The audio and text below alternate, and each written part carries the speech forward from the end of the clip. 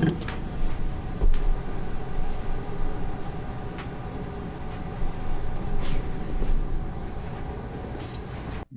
morning, Slop Nation. Welcome to Slop Chop. This is a new comedy podcast hosted by myself, Harvey, Mulvihill. It is about the happenings of the internet. It is your one-stop shop for slop. Thanks for joining me. This is episode 19. We've done 19 of these puppies, brother. Coming up on 20. 20 is a number. I don't know. 20 feels like some sort of accomplishment. I don't know. 25 would be like a bicentennial or quarter quell. I always think of the Hunger Games. You know, like you guys remember the Hunger Games? And every 25 years they do something wacky. And the author is Stephanie Meyer. I don't remember her name. Suzanne Collins, I think is her name. But she cleverly set the first one at like year 74, right? So then she'd know like the next one is going to be the wacky one. And then, Katniss is going back into the fucking Hunger Games. So I have no idea what we're going to do for our quarter quell. It's going to be another guest episode. How are you guys feeling about these guest episodes? I think that's fun, you know. There's so much learning and trial and error that goes into these podcasts. I am still learning quite a bit, and there's like, you know, just technical issues that I don't anticipate, and then they crop up, and the only way to get good at the thing is to do it, right? So like last episode, Nick was on. Shouts out to Nick. You did very well. Thank you for coming on, brother. But there's like, you can hear my fucking fat wheezing breathing in the other mic most of the time he's talking. And like what I did was, like, in the edit, my options were to painstakingly, you know, keyframe out the points when he was talking and lower that volume. And so I did that for the big chunks when he was talking, but a lot of the times I just couldn't be bothered. It was just taking too long. So there are ways to get around that. I was looking into it, and hopefully I will be able to fix that with the next guest episode. But until that time, we're back to solo eps. Still solo eps every other week. That's my current plan. I'm going to stick to it for the foreseeable future. I have several guests lined up already. I'm actually going to Austin here in a couple weeks, and we're going to do it's probably going to be an absolute clusterfuck, but I'm going to do like a 4-person podcast from my property. My ranch, my family's ranch near Austin is where we're staying. We're going to see Louis C.K. in Austin, Texas, and we're going to try to do a podcast from like the inside of my camper trailer that we have on the property. It's going to be 4 people. It's going to be probably a clusterfuck, but it should be fun. So look forward to that. I'm really looking forward to seeing Louis. I've seen him twice, and this will be the 3rd time. This is like the last tour he did. He did a bunch of Bible material. I saw him again in Austin, and he was like, "Yeah, I've been reading about Jesus. You guys read this book about Jesus?" And he pulls out a Bible from his back pocket, and he does like 25 minutes of Bible material. And like, it's hilarious to me that, you know, I guess as a comedian or anyone looking for material, like, where can I'm gonna read the Bible for the first time and just like try to glean some information about this guy Jesus that everyone keeps talking about. Fun stuff. How you guys feel about Jesus? You guys into Big J? The Big J. I have no opinion. It's weird that he was a real guy. Isn't that fascinating? That he was a real dude. He's not like, you know, Santa. It's a real human that walked the earth. And I guess most or all of the prophets, whatever the thing is, like most of the big heavy hitters from every religion were actual real people that existed on earth, and they had a following, and, you know, like, it's just crazy to think of him as a real human, which is with the angle that Louis took, is like just picturing what he did every day, how he existed. Yeah, you guys think we're gonna get like the closest thing that I can picture to that, like the most recent religion that has gained any sort of following, is Scientology. And Scientology is much less popular than any of the big ones, but it is recent, and it is a thing. The Church of Scientology is an absolute thing. I actually know a couple of Scientologists in real life. They're good people. I don't know. They never bring it up. I don't know. I have no idea what their stance on, whatever the word is. Like, there's a word for it, but basically just trying to get people into your religion. Christians love doing that shit. Christians love spreading the word, and I find it annoying and irritating. Most people do, in fact. And that's one of my favorite things about Judaism is that they are exclusionary. They do the opposite, where like it's hard to convert. They don't want you. They're like, yeah, you got to prove yourself to us. You got to jump through a bunch of hoops to be part of the chosen people. Probably not quite as popular as it used to be in current climate. Those guys are well, they're doing fine. They're doing okay. But there's a lot of anti-Semitism out there, right? It is a very light week for Slop, and as a peek behind the curtain here, I'm going out of town this weekend, so I'm recording this a couple days earlier than I normally would. And I don't have a whole lot of topics to talk about, so this is going to be just a rambling, kind of bullshitty episode. I am seeing Weapons tonight. Mother freaking Weapons, brother! I'm so excited for that. Barbarian, Zach Krager is the guy that directed these two films. He did Barbarian a couple years ago. Barbarian is incredible. It's like fascinating, hilarious. Zach Krager is if you're unfamiliar, he used to be part of the Whitest Kids You Know comedy troupe. And group? What's the difference between a troupe and a group? Much to think about. But anyway, he's a comedy-minded person, and similar to a Jordan Peele, he started directing horror movies. And also similar to Jordan Peele, he came out motherfucking swinging. And his first feature was Barbarian, which is excellent. It's actually not true. His first feature was a big pile of shit that was not a horror movie. He directed like 10 years ago with his Whitest Kids You Know people. I don't remember the name of it, and I cannot be bothered to look it up. But he hates that movie. He's embarrassed by it, and he finds it like irritating. It's one of those classic tales of you start with an idea, you finally get the funding, and then the people that gave you the funding have a ton of ideas about what they would do with the property and how to make it, is studio meddling, basically. Classic tale of studio meddling. And it completely got away from him, and it became a sort of hideous, it transformed into a hideous beast, and he hates it. And he talked about it on a podcast or a live stream, and yeah, he's like, it was like one of the most stressful times of his life, the period between trying to fix it in post-production and then the release. He just hated it and hated what the movie had become. It reminds me of, do you guys remember, I guess this is in the news semi-recently, Fantastic Four recently came out, the new one. First Fantastic Four in the MCU. But before this, there was the 2015, I think. 2015. Why am I looking that up? Who gives a shit? Yeah, it's the last one, Fant Four Stick. Classic tale of a project getting away from a director. That guy's name is Josh Trank. Josh Trank was this kid. He was like 27 or 28. He had directed, it's the, fuck me. I don't know. It's like it's a C word. It's like the movie about the kid who gets superpowers, or all three of them get superpowers, him and his two friends, and then he becomes evil. Contagion, consummation, contact. I have no idea what it's called. But anyway, that movie is great, and it piqued the interest of whoever owned Fantastic Four, Fox, and they gave him this Fant Four Stick movie.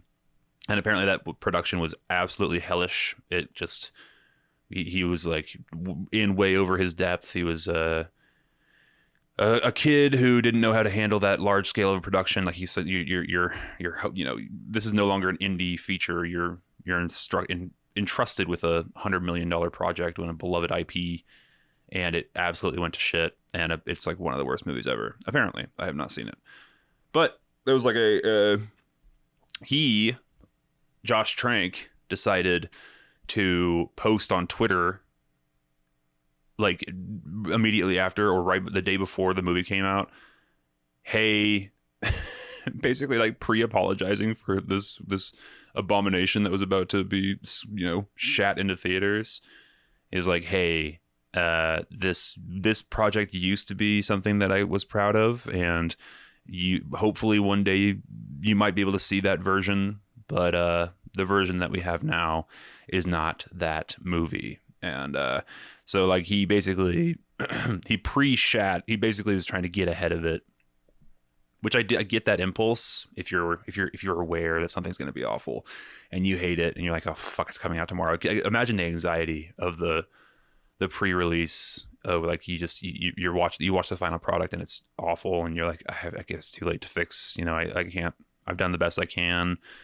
This is the status of the thing and it's coming out in a week. Just the fucking horrific anxiety of like, oh God, and they're just counting the days. And then I get the impulse of trying to get ahead of it and posting on Twitter, tweeting that you're like, just so you guys know, this wasn't fully my fault.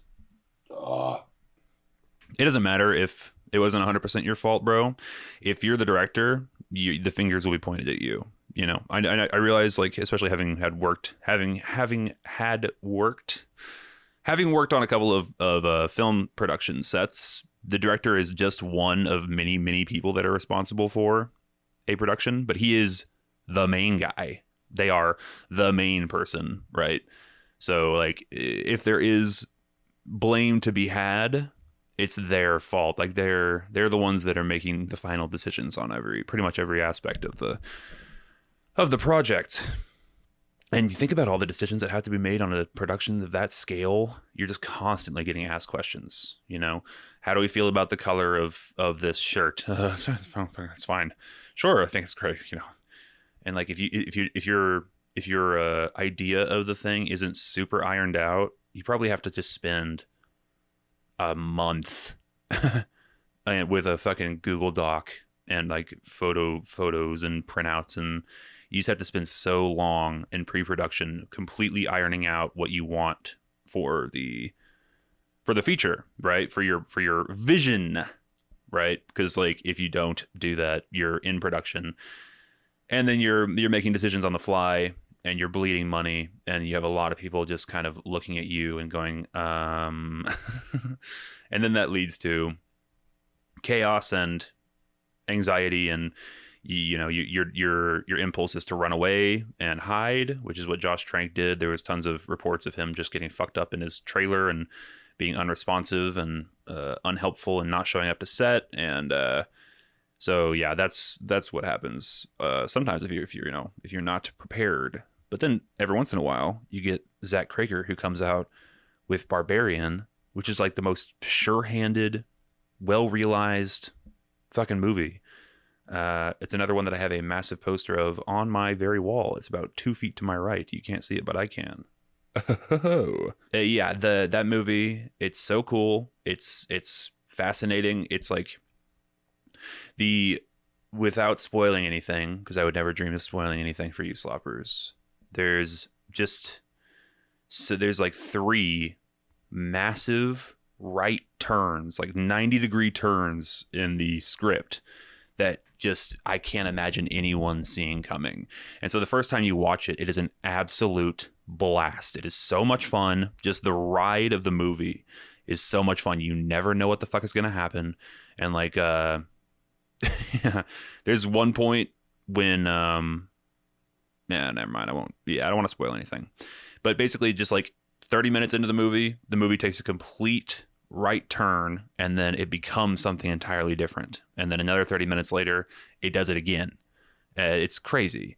And so like that is something that he had cooking clearly for years, or he had the idea for the thing and then decided like he did the Google Doc or printout pre-production thing and spent a long time figuring out exactly what he wanted and what the thing was supposed to be. And then when you have that sure-handed direction, or if you have that script is the wrong word. If you have that outline to work off of, you have your script, and you also have like this is what the movie's going to look like. This is the vibe I want to set. These are the reference, a lot of directors will have their crew watch movies for reference. So like there's a big portion of Barbarian that's set in the 70s. So I wouldn't be surprised if he gave them like this, I want it to look like a John Waters movie. I want it to look like fucking whatever that's called. Footloose. Is it Footloose? No, it's the other one. Yeah, it's the drag one. I don't remember the fucking name of it. But anyway, it kind of looks like John Waters. But yeah, it's awesome. Barbarian's the shit. And this is his second feature. It's called Weapons. It's in theaters right meow, competing against Freakier Friday. And it's also competing against Happy Gilmore 2. Happy Gilmore 2 playing on Netflix. And there's probably a lot of people that are just like, I don't want to go to the theater. I'll just watch Happy Gilmore on my couch. You would have to pay me to watch that bullshit. I have no interest whatsoever in Happy Gilmore 2. I've said it before, and I'll say it again. Legacy sequels are awful, and they can suck my dick. But the horror genre is really the one genre currently where we have exciting, new, original productions happening on it consistently. And they're cheap, so it's not like a huge risk for a studio. And if you give it to someone who knows what the fuck they're doing, like Zach Krager, you're going to have probably a good outcome. So I'm beyond excited. This is like probably the movie that I'm anticipating the most this year. This or Avatar 3. Yeah, I'm really looking forward to it. So fuck yeah. I will report back to you next week when I see it. And yeah, with that, let's move right along. We do not have, like I said, many slopics. What have you guys been doing, slopping, watching with your time? I want to talk about this phenomenon. This is something that has happened since the dawn of the internet. And here's the scenario.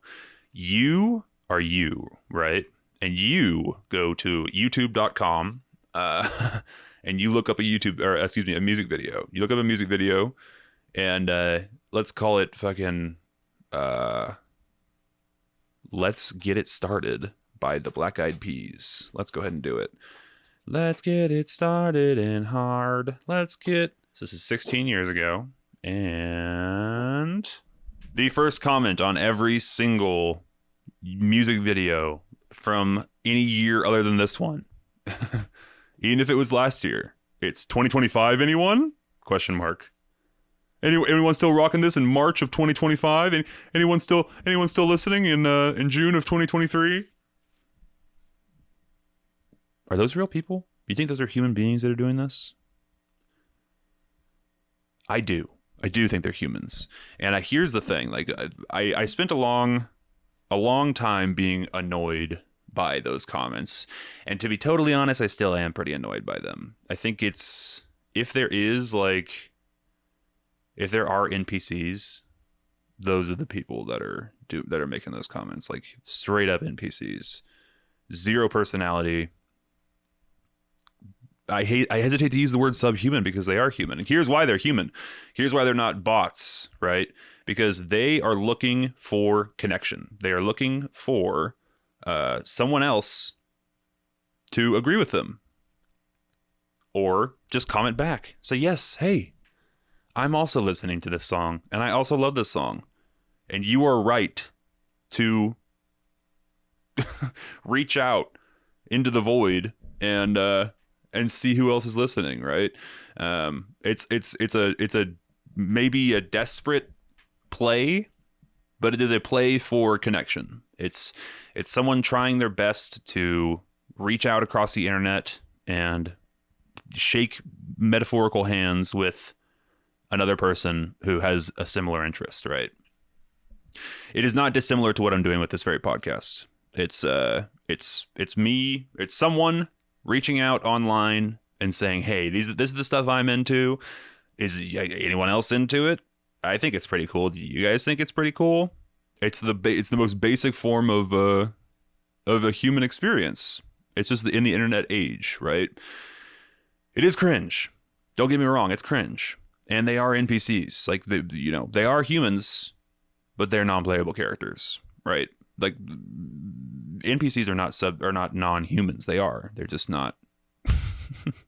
They don't have a whole lot going on, but that's okay. There's like billions of people on the planet. Not all of them are going to have interesting things to say, but there's not one person among us that does not strive to connect with others. And many of us resist the urge, and many of us are introverts and kind of will pull away and try to avoid human interaction whenever possible. But at the end of the day, through whatever means we have, we're looking for connection. And I think it's a universal human truth. I genuinely think there's not a single one among us that doesn't do that. We're social creatures, and as the longer you try to, the longer that you deny this fact, the more pain you're going to put yourself through. And also, this is of course what everyone says, like the depression cure is to put yourself out there. It's like, no shit, but I can't. I get it. I totally get it. But like, as someone who has been very, very depressed in the past and has sort of gotten through the worst of it, definitely gotten through the worst of it, is in a much better spot now than I was even 3 years ago, even a year ago. You have to just, or I would encourage you, if you are in that dark place, to just do a thing. Do a thing. That's reddit.com is a godforsaken hellscape, but there are kernels of wisdom from that website. And something that I read long ago was the no more 0 days paragraph. If you guys are unfamiliar, it's basically like some guy asked, how do you pull yourself out of the depression pit? How do I stop just wasting days, which turn to weeks, which turn to months, and suddenly another year has passed? I used to hate my fucking birthday. I used to hate my birthday so much because I would be like, another year has passed and I haven't done anything. Another year has passed and I haven't done anything. Like, what the fuck am I doing? Just watching my life go by. And it took me turning 30 to actually start doing some shit like this very podcast. So my only advice would be, this Redditor's advice was here's your new plan of action. Here is your new MO. There are no more 0 days. You have most of your days, if you're ultra depressed, are laying in bed and you do literally nothing all day. But this person was like, if you get out of bed and do one push-up, that is not a 0 day. You did a thing. If you go outside and do a walk around the block, that is not a 0 day. You did a thing. Like, if you text a human, if it's your mother, whatever, text like one text, if you make any sort of effort when you're in that headspace, it really does work. It pulls you out of it bit by bit, piece by piece, yard by yard.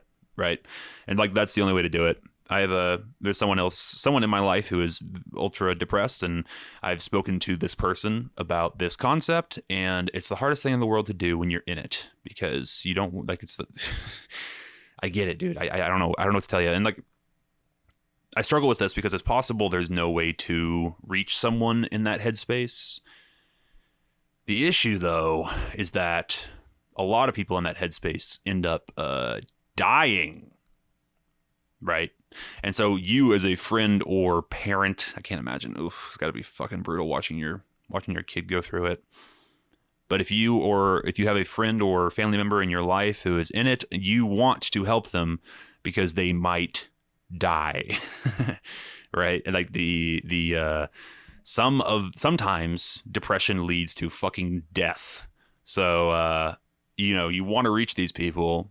And it's hard for me to, because having had been there, it's just, I don't know, you kind of just have to fucking figure it out yourself. I think if you get into enough pain, you may be willing to change. But like, it comes from desperation. Change comes from desperation a lot of the time. And this is another thing. I see, it's weird because I'm parroting both sides of the argument now. And I remember being in that spot and like feeling pretty desperate, but not enough quite to change. And then when I eventually did start taking steps to change, I was like, well, I didn't really even hit like a rock bottom or anything. I just kind of started doing stuff, and now I feel better. I don't know what's different. I don't know why today was the day that I went to the gym, or today was the day that I made a phone call or whatever. And like, you know, I think there was someone told me, it was like, your rock bottom is just when you stop digging, right? You don't have to get arrested and get your asshole blown out in prison. Yeah, or whatever the thing is, spending the night in jail, you know, get a DWI. Yeah, you don't have to do any of that. You can just stop digging whenever. You can put the shovel down and stop digging whenever you'd like to. But it does take it takes a lot of pain to get to that point for most people. And again, sometimes you die. So it's kind of a gamble. And again, like I always picture myself as a parent and just watching your kid go through it and being like, yeah, I can't reach them because they're my child, and anything that I say to this person, they're not hearing because I'm their parent. Like, it can't come from me, but they're going to fucking die. I know it. Like, ugh, oh God, brutal.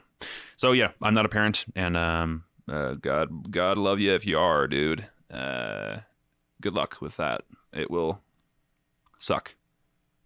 But it'll probably happen, you know? Not the dead thing. I mean, like, the depression thing will probably happen to your kid eventually. Everyone gets depressed. Some people stay with it for longer than others. But yeah, everyone gets depressed, so you got to figure out how to talk to your person about it. But what I would recommend is just parroting the no more 0 days thing to the depressed people in your life. That helped me quite a bit. 1 push-up. Can you do 1 push-up? Can you put 1 piece of laundry away? You don't have to do the whole thing. Can you fold 1 shirt and put it away? Literally any progress. Literally anything. It could be anything. Yes, you can. You can walk outside and get the mail. You can do that. All right, 1 second. 2025, anyone?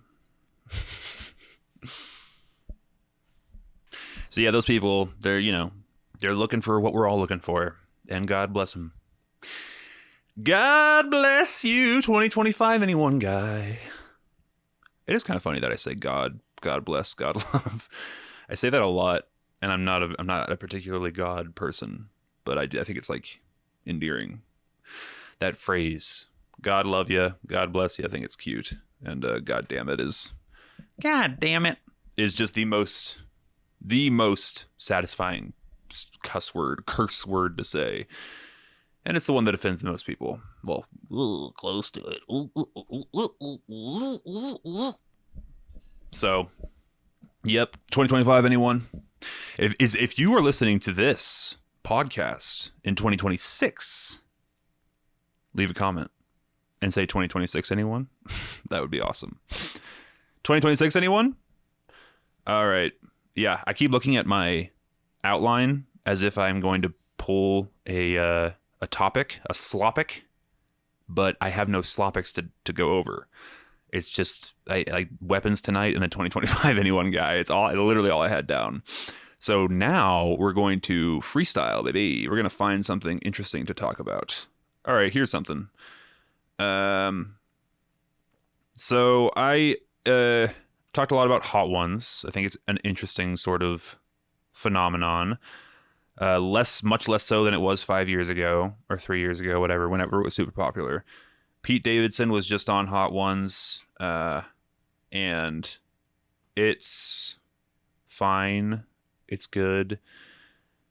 Here is what I really want to talk about, and I hesitate to do this because it's a little mean, and all right, more behind the scenes meta bullshit.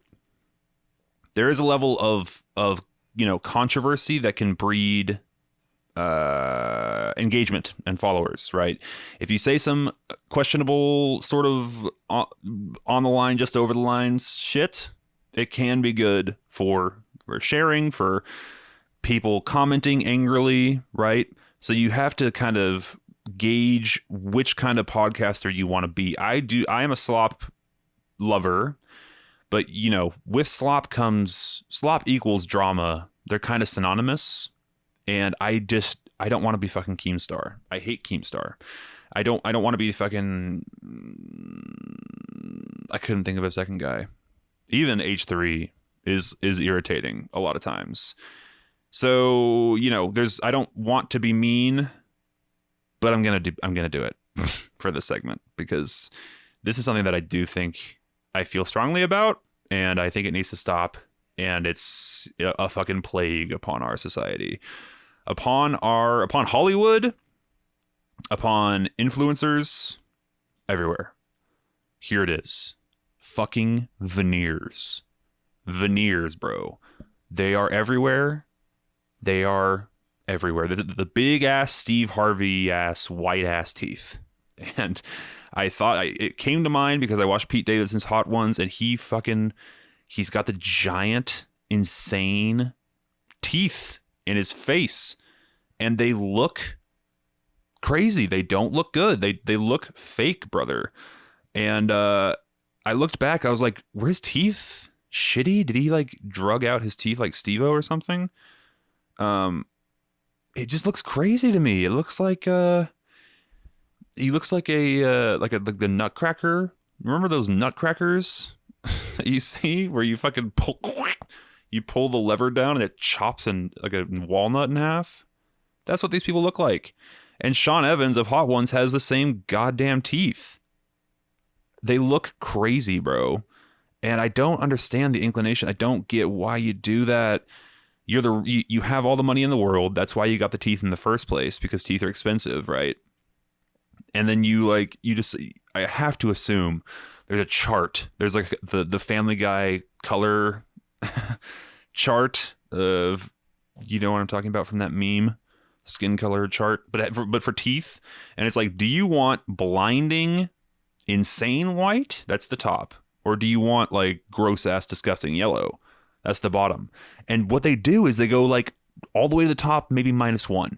That's what everyone chooses. It's like right there. Bro, you got to go 3 or 4 notches down. You have to have a little bit of yellow. Speaking of someone, I can't talk shit about. All right, you're right. I am talking shit about teeth with fucking adult braces. Yes, you're correct. I should acknowledge that I have no leg to stand on here, and that my shits are fucked up. But I'm getting them fixed the way that God intended, with orthodontics, and not just gluing on fucking fake ass veneers to my current teeth, right? That's crazy to me to do that. And like, look, there are applications where it's fine. A lot of people like Steve-O had a ton of drug use in their past, and like their teeth are fucked up, and like they need new teeth. That's fine. But Steve-O's look fine. I don't know if they look pretty. But again, he gets a pass, I guess, because of the drugs.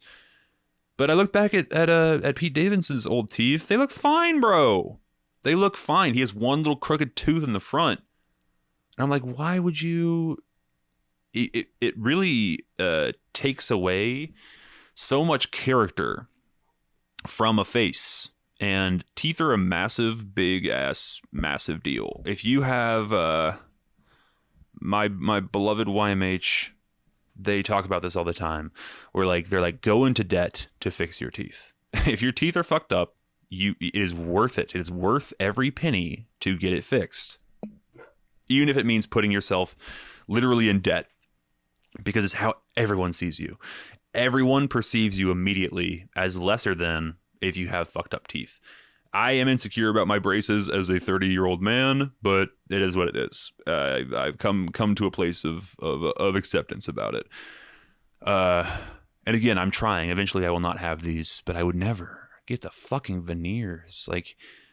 And also, I don't even mean to shit on all veneers that way. It's just the giant Steve Harveys that are crazy, that everyone seems to be getting in fucking Hollywood, and it makes you look fake. It looks like it's the equivalent of that plastic surgery that pulls your fucking face back and like, hi. It makes you look insane, dude. I don't get the inclination. Do you guys have an opinion on this? Do you think do you think it's hot? Do you think it looks good? Do women do this? Yeah, women do. I think only with dudes it sticks out more somehow. I wonder why that is. Or maybe again, I also probably with a lot of the plastic surgery goes bad. A lot of plastic surgery goes bad because the surgeons themselves are incentivized to push you into more surgery.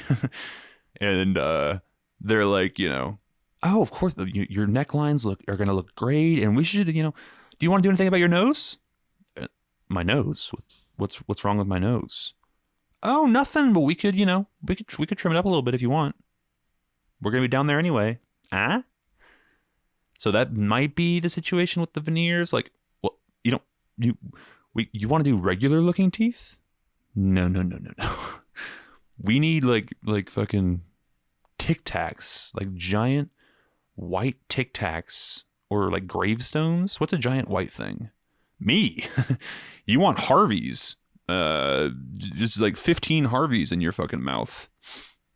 15 Harveys make up Steve Harvey's veneers. Is that anything? I don't think so. But anyway, yeah. So I don't understand it. I don't get it. I think it looks like shit. I think that they should all be pulled out and replaced with. Don't do it. Don't fucking do it. Here's the other thing: is that it's way faster and more. Especially if you're like on camera. Like God forbid you're on camera with adult braces. That shit has got to be embarrassing. I wouldn't know. But I understand if you're a fucking actor acting in movies, you do one or two surgeries. You call them surgeries to put on veneers? Probably not. You do one or two sessions, and then suddenly you have teeth. Like, you don't have to do shit.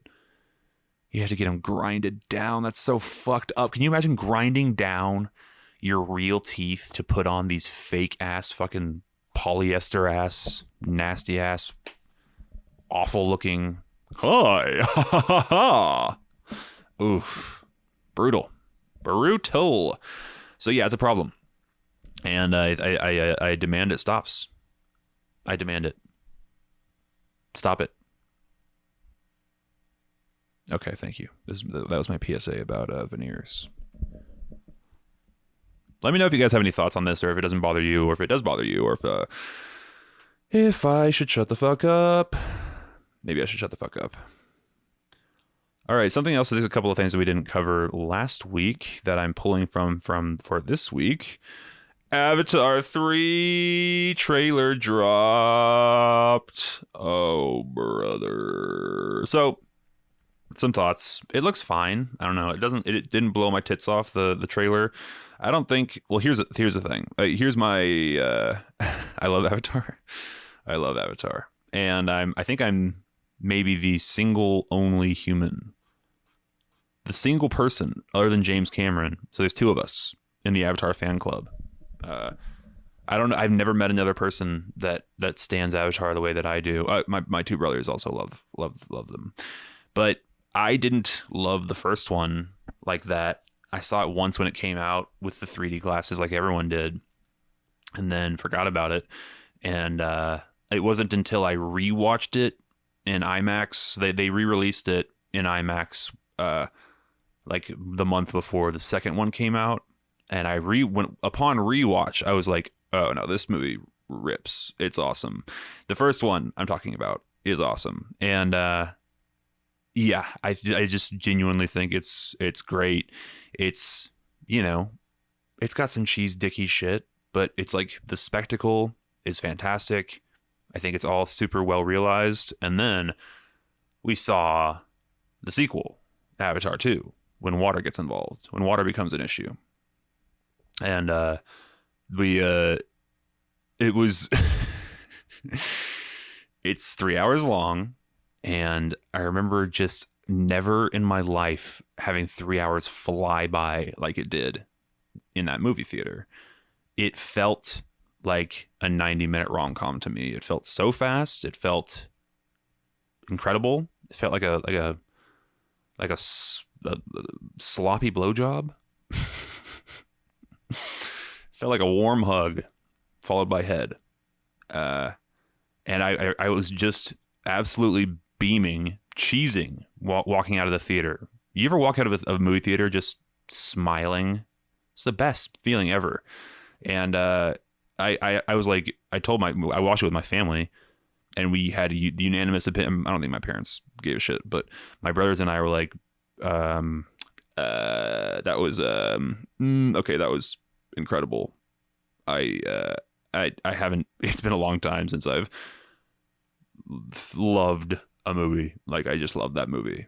I love it. I think the second one is unbelievable, incredible, and so we went back like the next day and rewatched it, and then 2 days after that we rewatched it again, and then we ended up we sampled every format. So like we started in IMAX, and then we were like, oh, I wonder what the Dolby Atmos thing is, and then we just watched it normally, and then we watched it like the fucking 4DX chairs. Like, we watched every possible format. We ended up seeing it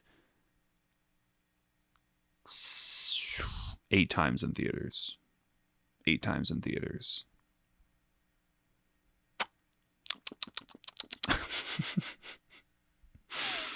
Here's the thing. I know that's a lot. I know it sounds, yeah, it's a lot. But here's the thing. I have never done that before.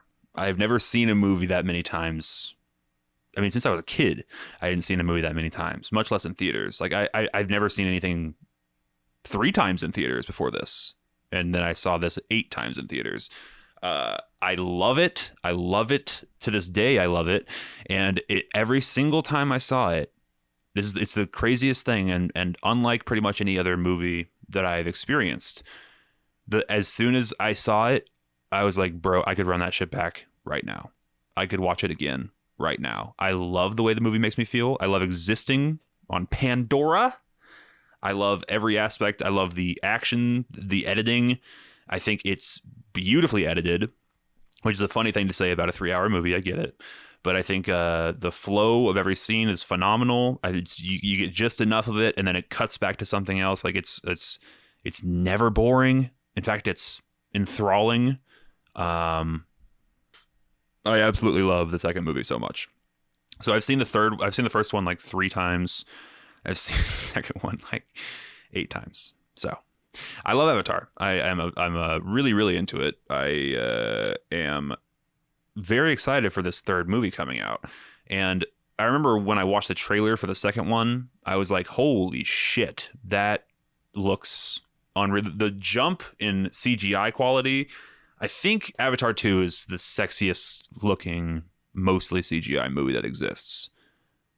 If you can think of another one, holler at your boy. But it is stunningly beautiful, that movie.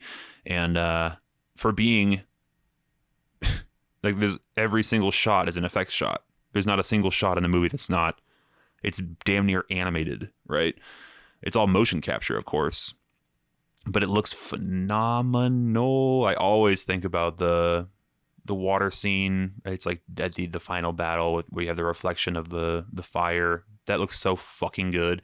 Or when he's on the back of the sea, the fish for the first time, and you see the strap around his hand.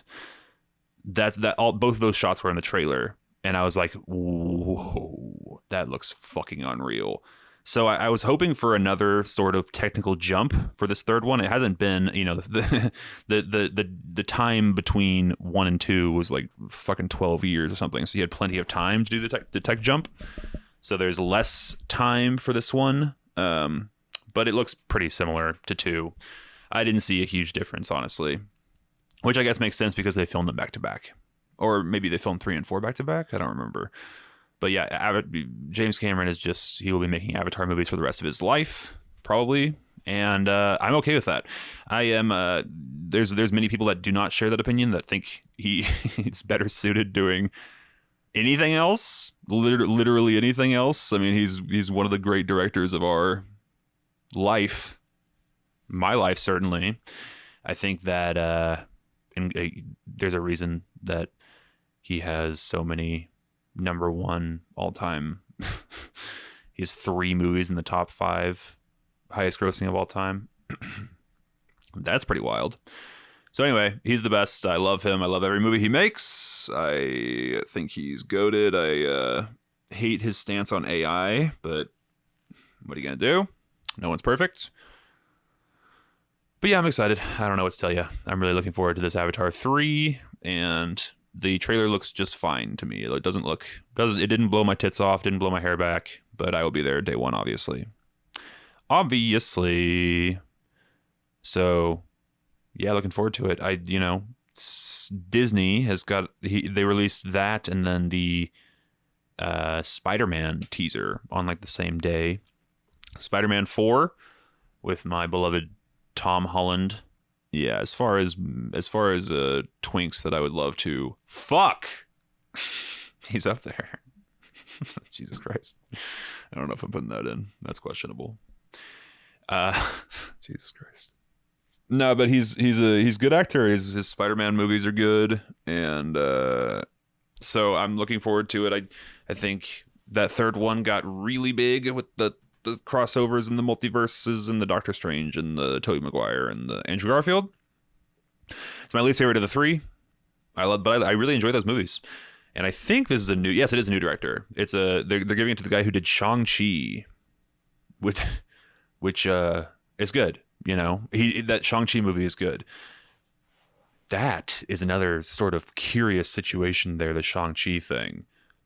That dude had one movie and then literally never appeared ever again in any MCU thing.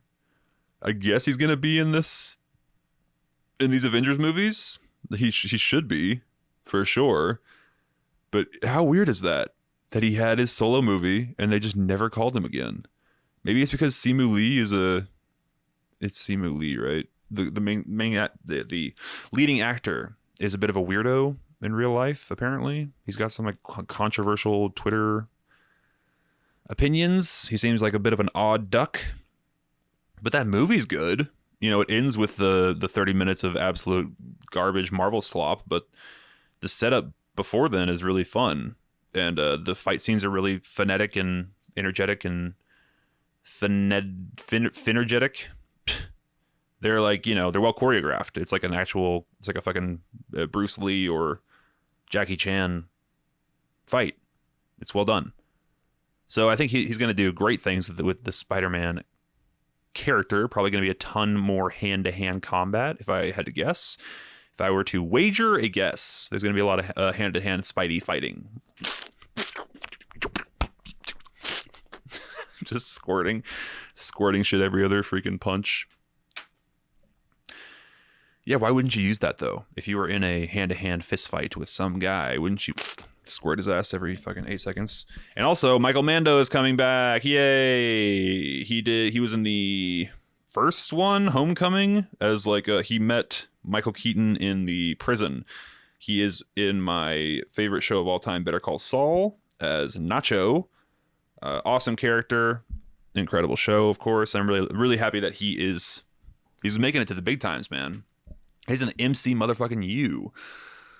So it's cool. I think Bruce Banner is also coming back for that one or something. So yeah, I don't know. It'll be good. I think it'll be good. We'll see. There's much to be said about Spider-Man. I think he's coming after the Avengers movie. So there's Avengers Doomsday. It's probably going to be the thing where they release it in between. That's what's probably going to happen.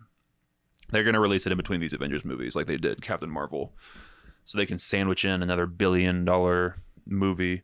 Although Spider-Man's popular. Like, people went to go see Captain Marvel because they wanted some, I don't know, closure? Closure's the wrong word. Some explanation for what happened after Infinity War. They're like, holy fucking shit, what the hell was that? I need to go see this movie. And then it made $1 trillion.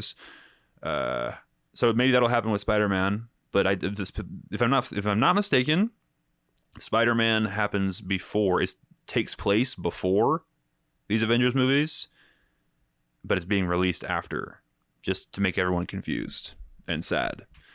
Kevin Feige's goal is to make everyone confused and sad. So that's what he's going to do.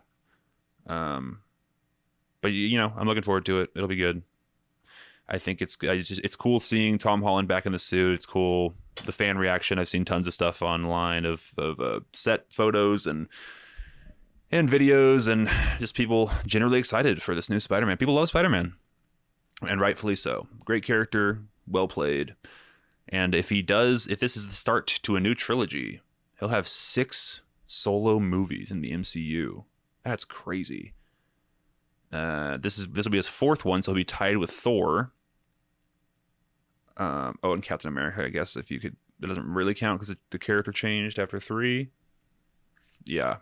So this will be his. He'll be tied with Thor for number of movies in the MCU, starring Tom Holland / Chris Hemsworth. And if it's good, he'll be the first character in the MCU with 4 good movies in the MCU. So that's exciting. I was curious looking back on the Doctor Strange thing. I don't know why I was thinking about Doctor Strange earlier. It's because the Half in the Bag popped up. Yeah, the Doctor Strange 2 Half in the Bag popped up on my recommended, so I rewatched it. But yeah, it's he's much more interesting as a side character, that guy. And I don't know, he was so integral to Infinity War that I'm betting he'll probably take a back seat in these new movies to give some new characters some time to shine. But his solo movies are not great.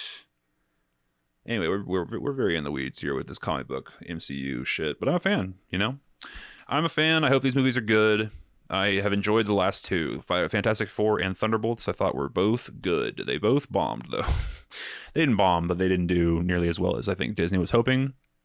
And that is because it's your fault, Disney. It's your own very own fault for shitting out just absolute garbage for years and years and expecting your fans to lap it up. Not only fans, but like the general public to keep lapping it up forever. And they've put an end to it. The general public has said no, thank you. We're done. Oh, we're done. So we'll go see Superman because it's new and interesting, and DC has like a bright future ahead of it. We'll go see Superman like 3 times, but we're done with Marvel for now. But we will go see the Avengers movies. I cannot imagine those Avengers movies not making $1 billion each. That would be surprising. That would be really rough. If like Doomsday pulls in like a cool 250 million. That's not gonna happen. It'll be a Billy. But I do think there's just much less interest than there used to be. Which is a shame, But again, who is to blame than you? No one else is to blame but you. The oversaturation model. How did they not know that was not going to work? Fucking hell. All right, anyway. Fuck the MCU. Fuck Kevin Feige. Just kidding. I love you. And I am looking forward to Spider-Man. See, even there's like a Freudian slip. Spider-Man 4 and Avatar 3. Looking forward to both of those Disney products. Let's moving right along. What the hell else has happened this week? Anything interesting? What the hell else has happened this weekend? I've been watching Always Sunny. It's fine. It's kind of like, especially Danny, man. It really does seem like he's just kind of going through the motions. He's old, and it's becoming apparent that he's just old, and I don't know. It's unfortunate, It is, it is what it is. He's fucking 80 something, and that's what's going to happen. That's what's going to happen to all of us, right? It's just sad to see. And I just the whole juice of the show is just kind of off. It feels like they're kind of just imitating what this is what Sunny used to look like. That's kind of the vibe, instead of just embracing how old and weird they are. I don't know. It's kind of depressing to watch, honestly. It's not bad. I still laugh out loud, at least once per episode. But I'm not super into it like I used to be. And I'm sort of watching it out of obligation instead of enjoyment. So, I don't know. Maybe I'll continue watching, but I'll probably just close out the season and unless something really spectacular happens next season, I'll probably just close the book on Sunny until they eventually close it, in which then I will definitely be watching the finale. But I don't think that's going to happen. Again, I think they're going to continue making the fucking show until Danny DeVito dies. Oh, God, that's depressing. Yep. Such is life. That's what happens when a show is on for 2 fucking decades. 20 goddamn years. 20 fucking years, brother. All right, since there's no more slop to talk about, let's just talk about what I've been watching. a little movie episode for you, mostly this week. I rewatched Casino Royale. You guys heard about this? You guys know about this James Bond feller? Good movie. You know, it was the start. This is the first Daniel Craig outing as James Bond. I was like, okay, so in your head right now, when do you think this movie came out? This is the first one that he did, right? I was like, I don't know about you, but I was like, I mean, it's pretty old. I must have been like probably like when I was in high school. Maybe like 2012, 2011, 2013. That was my guess when this came out. When did this actually come out? 2006. 2006, dude. Fucking so early. Way like a decade earlier than I thought it was. So, yeah, he's really young looking. It's crazy how young Daniel Craig looks in this movie. I wanted to know how old he was in 2006. But I only have one hand because I'm holding a microphone. And yes, I have a mic stand, but I don't want to fucking use it. It's boring. It's like a whole thing. So anyway, I enjoyed the movie. I didn't love it. I think that the what's his name? Villain is excellent. He's awesome. What the fuck is his name? Mads Mikkelsen is just, he's never not great. Hey, he's in Doctor Strange. But yeah, he's the shit. If you guys haven't seen Another Round, or The Hunt, those are the 2 movies that I think of when I see this man. He is the best. He's such a great actor. Just like he's got a villainous face. That's why he's usually cast as a baddie. But there's a ton of depth there. And if you watch The Hunt or Another Round, and yeah, he's just like he can play sweetheart with a heart of gold as well. Yeah, but he's awesome in Casino Royale. He's like classic Bond villain. Every Bond villain has a horrific scar or facial malady, and this one is no different. He's got a fucked up eye, and when he gets aggravated, he cries blood out of his eye. That shit is hard as fuck. That's really cool. That's like, I mean, yeah, whoever thought of that, props. That's sick. So he's the highlight of the movie, just the way he looks across the poker table. But yeah, it's you know, if you're a poker fan, it's not much of a poker movie. It's kind of just like Bond gets really ridiculously lucky a lot. And that's why he wins. He just wins with the best hand. There's not a whole lot of strategy or bluffing or anything like that. So yeah, there's that.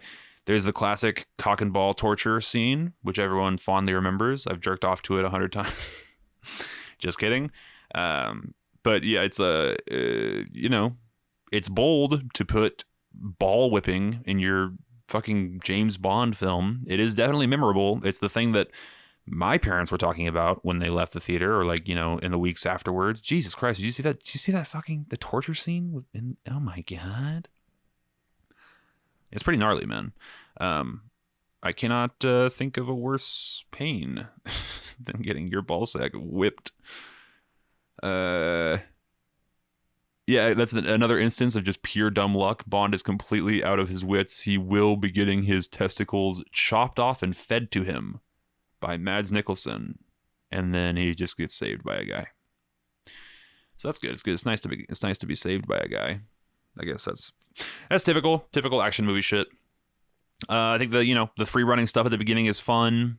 There's a ton of obvious stunt performance, like where they don't even really try to hide his face, or he does a thing of this is something that you can watch for in action movies. They'll replace the actor with a stunt person, and the stunt guy will like keep his arms up to block his face from the camera. That's a common tactic. There's a lot of that in this movie. Yeah, I know, it's fine. It's right down the middle for me. I remember it being one of the best Bond movies, and it's just okay. Then again, I don't have too strong an opinion of any of these. Even the old actor ones, I think, are just, they're fine. Any Bond stands in the chat? Goldfinger's awesome. What else do we have? Let's go down the list of Bond films. Oh yeah, the Pierce Brosnan ones. Those are the ones I grew up with. Die Another Day. So cheesy. Absolutely hilarious. Tomorrow Never Dies. I think I saw that. GoldenEye. I don't remember, but they made a game out of it. 1995. Martin Campbell. Do I know Martin Campbell? Oh shit! It's the guy who directed Casino Royale. Oh, interesting. So yeah, they got the guy who did GoldenEye for Casino Royale. I didn't know that. Intriguing. Cool that he worked with two Bonds. Autopsy, of course. Moonraker, Live and Let Die. Diamonds Are Forever. You Only Live Twice. Thunderball. Goldfinger, that's the one that I've seen. I only say that it's great because it's one that I've seen. I have not seen many of these. Dr. No is the first one ever. From Russia with Love is something. Okay, yeah, I've seen very few of these. Yeah, but I don't know. They're absolute dad movies. Your dad loves James Bond. And if your dad doesn't love James Bond, it's kind of a red flag. He might be a closet homosexual. Anyway, James, Casino Royale, solid. I'm looking forward to rewatching Skyfall. Skyfall is next on my list. That's the one that was shot by Roger Deakins and is apparently great. From what I remember, it's awesome. I remember the cool like light fight where they have like the spotlight coming in through the skyscraper. I remember that very well. I remember the house burning at the end. I don't remember who the villain is even. It's that guy. It's that one guy with the fucked up face. They all have fucked up faces. It's so funny.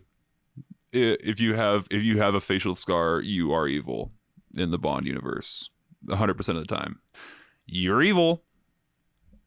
Yep. So anyway, shouts out to Casino Royale. Mid. Yeah, it's mid. It's fine. Speaking of mid, I watched Together. You guys seen Together? The new body horror joint from Michael Shanks, who is some guy who's done... This is his first feature. He's an Aussie, or New Zealand. He's a Kiwi fella. Decent little outing here.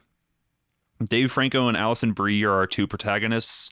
They are a couple in real life, and they're basically the whole plot. The plot of the thing is that they're like a codependent relation. They are in a codependent relationship where they, depend on each other, and it's kind of shitty. It's like not ideal. They both have traits that the other one hates, and they both kind of like are changing parts of themselves to fit the other one's needs, right? Like any kind of crappy relationship, codependent relationship. And so they're a New York City couple, and they decide to get away from it all and move out to this little town in upstate. And it's like she's a teacher, and he is a wannabe musician. He's like 35, and he's still trying to chase the dreams of being a rock star. And they go into this spooky cave and drink some mysterious water in the cave, and then I mean, spoilers, minor spoilers. It's basically in it's on the poster. It's in every part of the thing. So I'm not going to spoil any like plot details from the back half or anything, but they start fusing together, literally like becoming one person.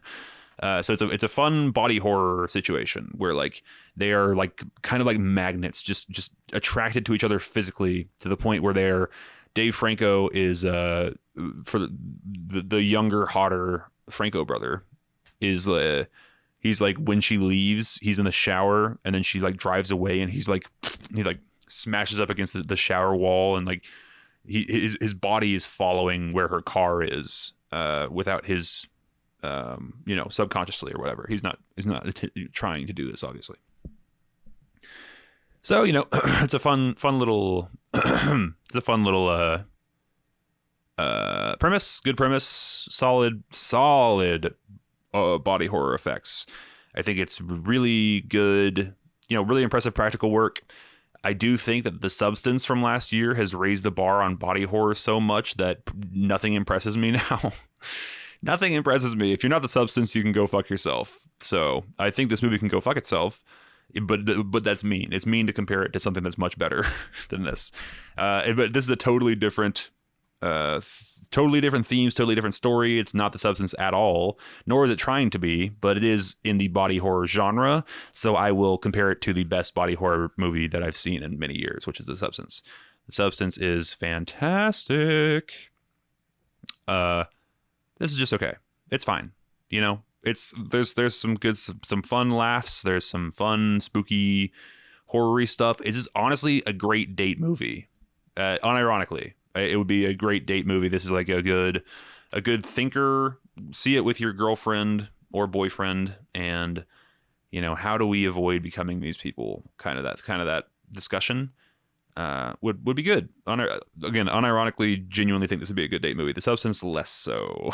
The Substance was like insane. The Substance you watch alone in the dark with your dick out.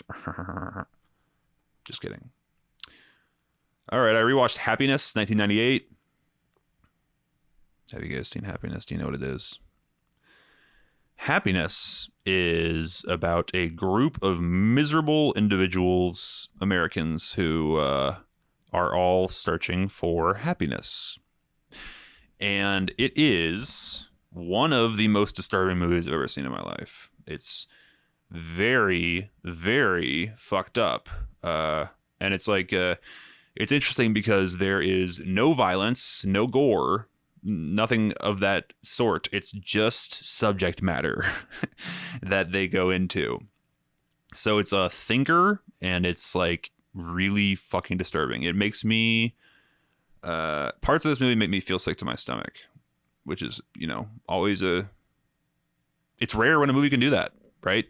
So I think this movie is great. If you're unfamiliar, one of the main characters is a pedophile, and you basically just like it's very darkly funny.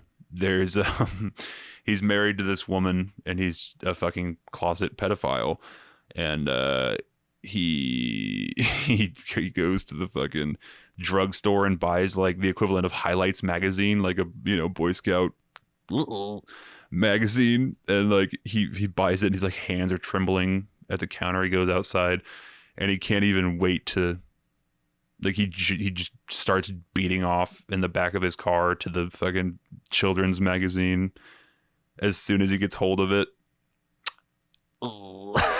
It's pretty fucking gnarly. This movie is not for the faint of heart. I think especially if you have kids, it'd be a tough it's a tough sit.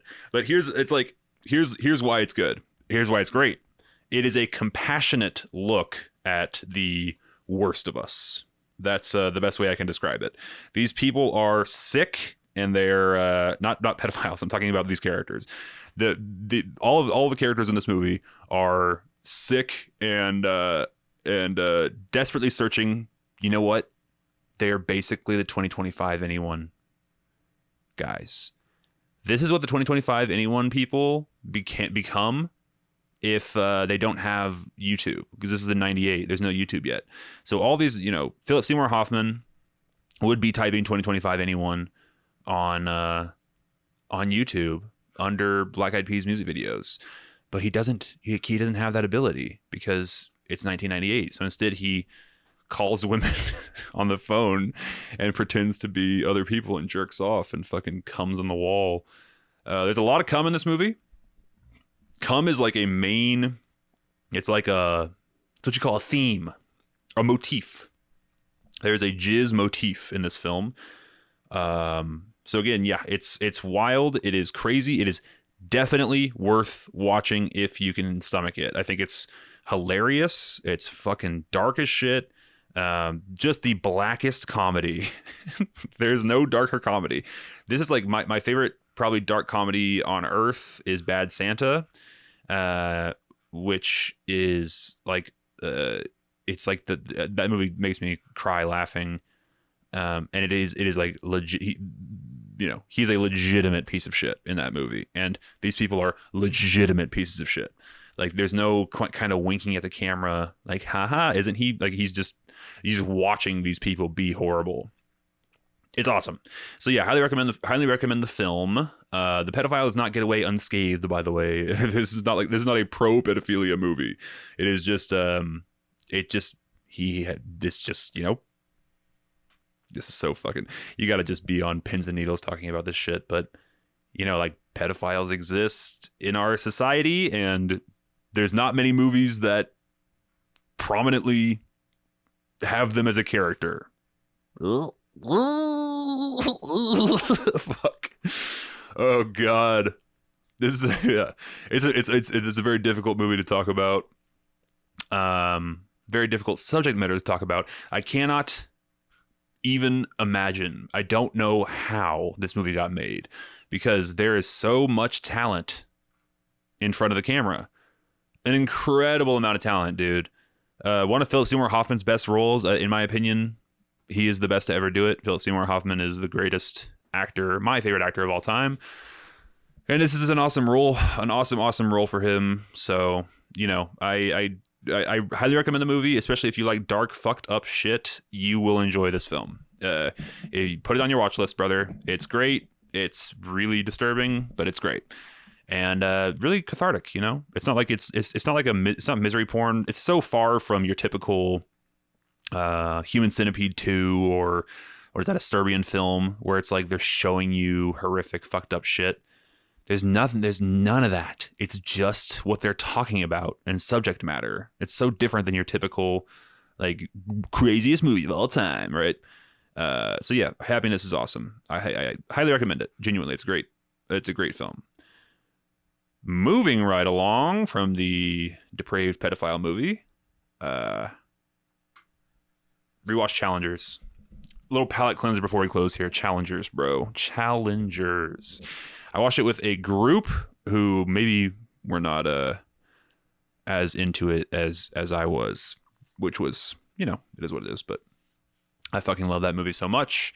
I think it's fantastic. I think the score is unbelievable. It is so cool to me to just score your dialogue scenes with EDM, like doom doom doom doom doom.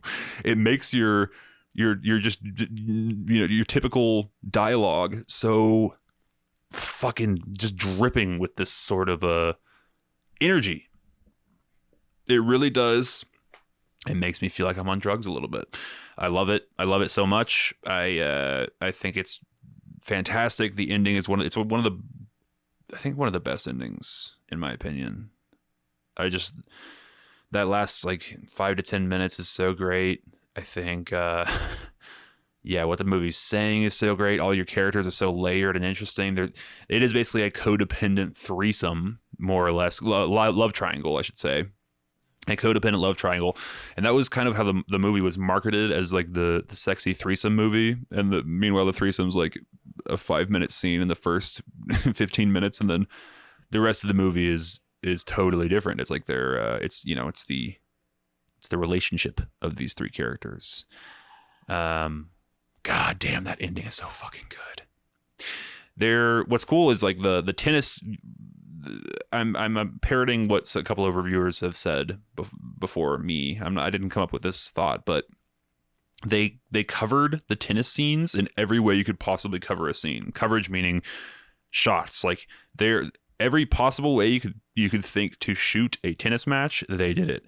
And also they get more creative with the shooting.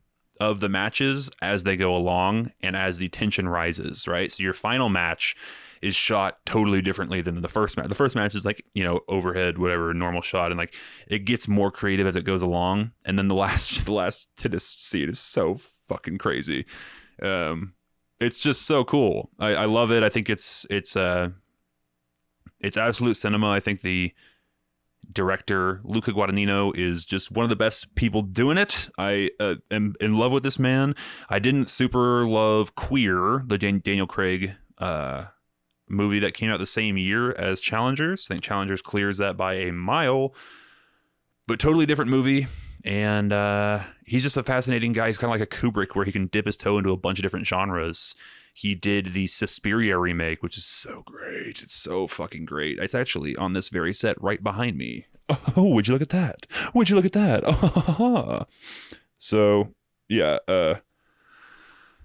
Luca, the fucking man. He's the best, and he makes awesome movies. Just like to make a tennis movie this interesting and this energetic. It's the best. Is there another tennis movie that exists even? Not only like this is obviously the best tennis movie, but is there even another tennis movie that exists? I can't think of one. Yeah, but tennis is it's a relationship. It's like sex. Hey. Sounds kind of like a theme to me. Ooh, maybe we should build a movie around that. Yes, we should. We'll call it Challengers.